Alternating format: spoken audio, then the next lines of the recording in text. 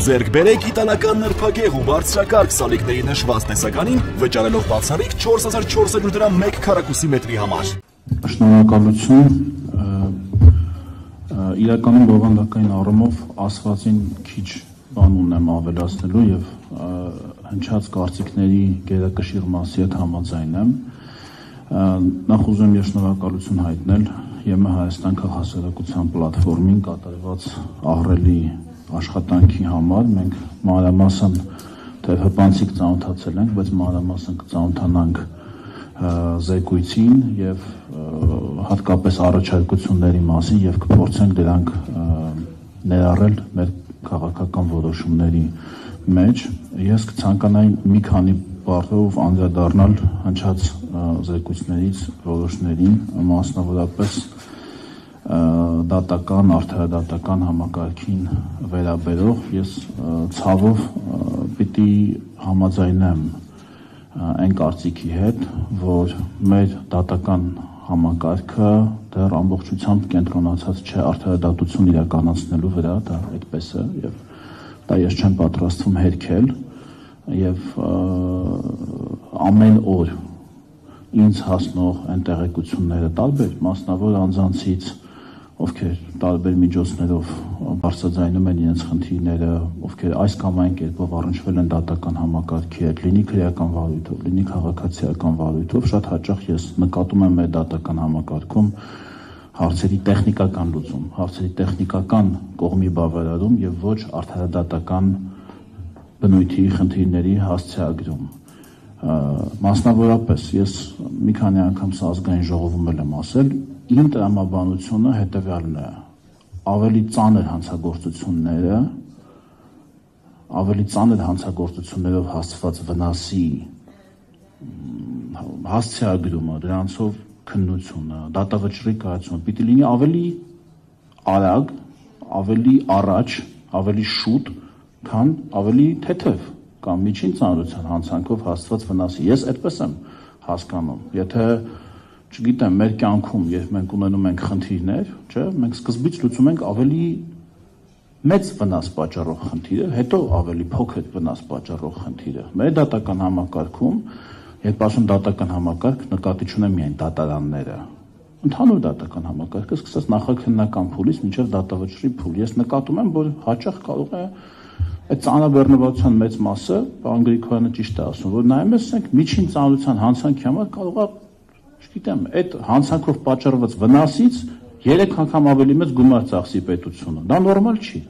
Դա նորմալ չի։ Եթե վնասը վերականգնելի է, եթե վնասը կապված չի կյանքի առողջության կամ անվերականգնելի կամ դժվար վերականգնելի կորստի հետ, եթե վնասը ֆինանսական է, եթե վնասը տեխնիկական է, եթե վնասը նյութական է, անթույլատրելի է նյութական վնասի վերականգնելու համար ծախսել այդ վնասից ավելի մեծ գումար։ Իհարկե կան բացառիկ դեպքեր, ես սա էլ եմ հասկանում, ես իրավաբան եմ, երբ վնասը միայն նյութական վնասը միայն նյութական արտահայտում չի ունենում, ասենք, չգիտեմ, այն օր ազգային ժողովում էլ մենք սա քննարկեցինք, ասենք կան որոշ հանցատեսակներ, ասենք գրպանահատությունը եւ այլը, որը կարող է փոքր նյութական վնաս պատճառել, բայց շատ մեծ կրիմինոլոգիան էֆեկտ ունենալ։ Ես սա հասկանում եմ, բայց սրանք բացառություններ են, որպես կանոն եւ հատկապես կոռուպցիոն հանցանքների դեպքում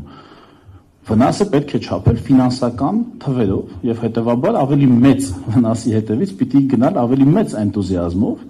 լուծել այդ հարցը, հետո նոր դառնալ երկրորդ հերթի խնդրին, հետո երրորդ, հետո չորրորդ, ոչ թե հակառակ ուղղությամբ։ Վիզաների ազատականացման process-ի հետ կապված ես ելի ուզում եմ եւս մեկ անգամ մենք բոլորս արձանագրենք, որ վիզաների ազատականացման հետ կապված ամենամեծ խնդիրը այն է, բարձրագույն քաղաքական մակարդակում որոշում կայացնելու խնդիրը լուծվել է։ Սա ամենամեծ ձեռքբերումն է, որ մենք պիտի նշենք։ Այսինքն մենք տարիներ շարունակ աշխատում ենք այն ուղղությամբ, որ Եվրամիության անդամ երկրները Եվրոպական միության խորհրդում տային այդ համաձայնությունը վիզաների ազատականացման երկխոսության մեկնարկի։ Առանց այս մեկնարկի ինչ էլ ուզում էր լինել, բիոմետրիկ անձնագրեր լինեին, չգիտեմ, աշխարհի ամենալավ առողջապահական ապահովագրությունն էլ մենք ունենայինք, սահմանների աշխարհի ամենալավ վերահսկողությունն էլ ունենայինք, վիզաների ազատականացում տեղի չէր ունենա։ Ճիշտ այնպես, ինչպես եթե մեկը ձեզ չի հրավիրում իր տուն, դուք չեք կարող գնալ իր տուն։ Շատ պարզ։ Ահա այս հրավերը մենք արդեն իսկ ստացել ենք։ Մնացածը արդեն մնում է տեխնիկական դաշտում։ Երբ ասում եմ, էլի էստեղ, երբ ասում եմ տեխնիկական, նկատի չունեմ հեշտ գործ եւ նկատի չունեմ ապաքաղաքական գործ։ Որոշ դեպքերում գործը զուտ տեխնիկական, ինչպես օրինակ բիոմետրիկ անձնագրերի հետ կապված։ Որոշ դեպքերում մենք ունենք նաեւ որոշակի քաղաքական գիծ տեխնիկական աշխատանք անելու հանրային անվտանգության, հակախտրականության մասին օրենքի հետ կապված մասում, առողջապահական ապահովագրության հետ կապված մասում, որը իրենց ենթադրում է ահռելի մեծ ծախս, հետևաբար եւ քաղաքական հարց է դառնում արդեն, որովհետեւ այդ գումարը պետք է գտնել միտեղից կամ կրճատել միտեղից, իսկ դա արդեն դառնում է քաղաքական հարց։ Եվ այս ուղղությամբ եւ կառավարությունը եւ ազգային ժողովում համապատասխան հանձնաժողովները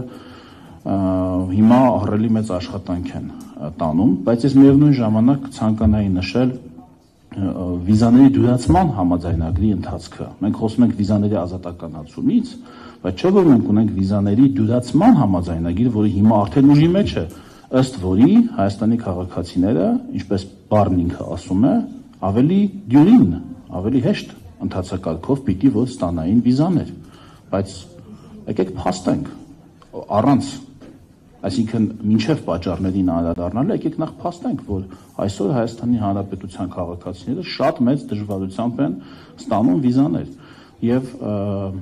ես գիտեմ պատճառներից որոշները դեռ չգիտեմ, բայց մի բան փաստ է, որ ինչ պատճառել որ նշենք, այդ պատճառը մենք կարող ենք սեղմագրել հետևյալ ձևակերպման մեջ, որ փոքր խումբ քաղաքացիների սխալների պատճառով տուժում են մեծ խումբ քաղաքացիները։ Այսինքն այն պատճառով, որ ինչ որ քաղաքացիներ կարող է եւ ինչ որ խնդիրներ ունենան, ինչ որ խնդիրներ ստեղծեն, լինեն ոչ բարեխիղճ, կատարեն ինչ որ տեխնիկական սխալներ կամ նույնիսկ ունենան կատարեն չարամիտ գործողություններ վիզաների դիմելուց։ Իմ կարծիքով, սա չպիտի ազդի բարեխիղճ քաղաքացիների վիզաներ ստանալու process-ի դյուրինության, հեշտության վրա։ Հակառակ դեպքում, չգիտեմ, մենք մտածելու բան ունենք։ Կարծում եմ, որ մենք պիտի ավելի մեծ թվով քաղաքացիների շահը գերադասենք 1, 2, 3 կամ 10 ոչ բարեխիղճ քաղաքացիների ոչ բարեխիղճ կամ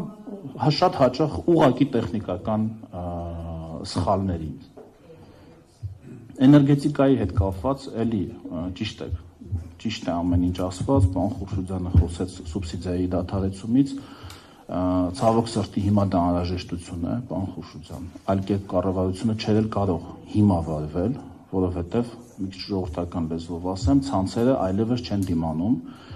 պատճառները էլի չեն քննարկում, բայց ցանցերը այլևս այս արտադրանքի հոսանքի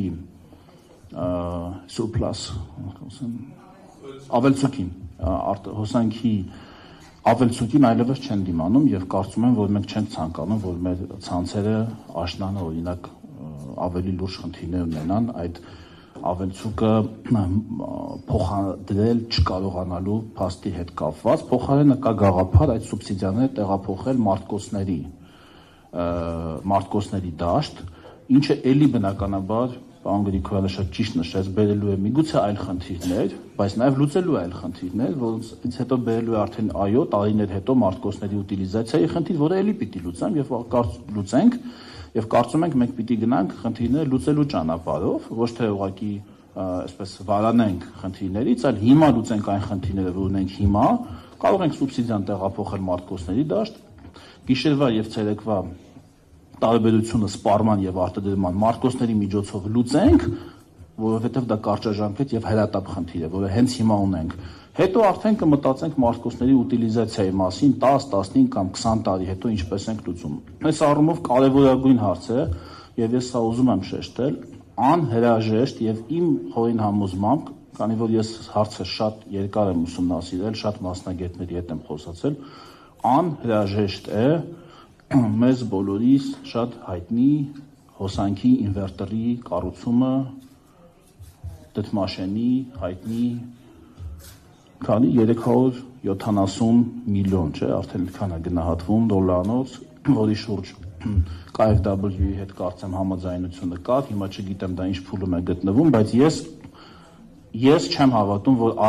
առանց այդ ինվերտորի կառուցման մենք կարող ենք ռազմավարական հեռանկարում գլոբալ ցանցին միանալու մեր խնդիրը լուծել։ Ես չեմ հավատում դրան։ Տեխնիկական տարբեր հնարքներով կարող ենք կարճաժամկետ լուծումներ տալ, բայց ռազմավարական խնդիրները լուծելու համար մենք պիտի միանանք այդ ինվերտորով Վրաստանի հոսանքի ցանցին, որը իր հերթին ինվերտորով արդեն միացած է այլ ցանցերին, ինվերտորով մի ցանցի, առանց ինվերտորի մեկ այլ ցանցի է միացած, եւ դա է ճանապարհը մեր էներգետիկ կայունությունը լուծելու համար, իսկ ել ավելի ռազմավարական հեռանկարում մենք պետք է հրաժարվենք մեր ջեկերից որևէ մեկից, որովհետեւ գալու է ժամանակ, երբ դրանք ուղղակի նույնիսկ գլոբալ ցանցին միացած լինելու պայմաններում կարող են ուղղակի ավելորդ լինել։ Ես հեչ որ չլինի քաղաքական տեսանկյունից։ Ինչ բաց թողացի, կարծես ոչինչ, շնորհակալություն կներեք, եթե ժամանակը գերազանցեցի։